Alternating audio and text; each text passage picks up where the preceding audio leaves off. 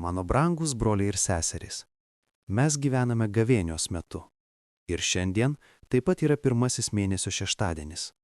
Todėl su dideliu pasitikėjimu žvelgiame į motinišką mūsų motinos, mergelės Marijos širdį. Šioje ypatingoje gavėnioje prisimename pirmųjų mėnesio šeštadienių pamaldumą, kurio prašė Dievo motina sesers Liucijos, vienos iš Fatimos regėtojų.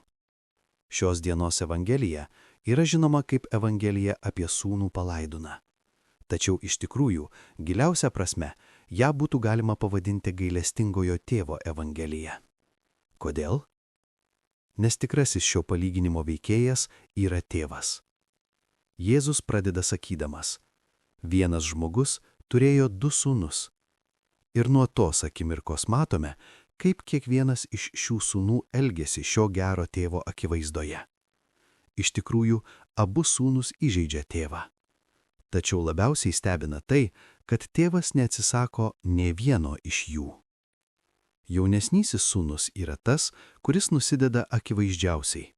Jis elgiasi su tėvu taip, tarsi šis jau būtų miręs, paprašo savo palikimo dalies ir iškeliauja į tolimą kraštą. Ten jis viską iššvaisto. Tačiau ateina momentas, kai jis supranta, kad laisvė, kurios ieškojo, iš tikrųjų tapo vergyja. Ir tai dažnai nutinka žmogaus gyvenančio nuodėmėje gyvenime. Žmogus mano, kad yra laisvas, tačiau galiausiai tampa vergas. Įdomu pastebėti, kad dažnai tokie žmonės lengviau atsiverčia. Kodėl?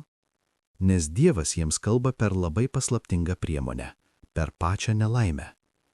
Kai ateina sunkumai, kai gyvenimas pradeda griūti, daugelis žmonių pagaliau suvokia: šis gyvenimas mane naikina. Ir tada jie nusprendžia sugrįžti pas Dievą. Taip atsitiko ir jaunesniajam sūnui, kuris pasakė: kelsiuosi ir grįšiu į savo tėvo namus. Tačiau yra ir vyresnysis sūnus, ir jam taip pat reikia atsivertimo. Nors jis lieka namuose ir atrodytų vykdo tėvo valią, palyginimo pabaigoje matome, kad jo širdis nėra atsivertusi. Vyresnysis sūnus simbolizuoja tuos žmonės, kurie gyvena išoriškai religingą gyvenimą. Žmonės, kurie negyvena akivaizdžiose nuodėmėse ir atrodo, kad viską daro teisingai. Tačiau savo širdies gilumoje jie tarnavimą Dievui išgyvena taip, tarsi tai būtų vergyja. Ten slypi paslėptas nedėkingumas. Jis skundžiasi tėvui: tu niekada man nedavei nieko, kad galėčiau švęsti su savo draugais. O tėvas, beveik nustebęs tokiu požiūriu, atsako: mano sūnau, tu visada esi su manimi ir visa, kas mano, yra tavo. Vyresnysis sūnus neatpažįsta malonės, kurią turi. Jis yra tėvo namuose, bet mąsto kaip vergas. Todėl įdomu pastebėti, kad abu sūnus tam tikrą prasme jautėsi vergais. Jaunesnysis bandė pabėgti nuo tos tariamos vergijos ir pasiklydo. Vyresnysis liko namuose, tačiau išlaikė vergo mąstyseną. Šioje gavėnioje prašykime Dievo motinos atlikti savo vaidmenį kaip motinos. Motina yra ta, kuri padeda mums suprasti tėvo meilę. Ji moko mūsų širdį, kaip stipriai Dievas mus myli. Prašykime mergelės Marijos, kad savo motinišku telniumu parodytų mums džiaugsmą tarnauti Dievui su meile ir dėkingumu. Yra sena lotyniška frazė, kuri sako: servere Deo regnare est. Tai reiškia, tarnauti Dievui tai karaliauti.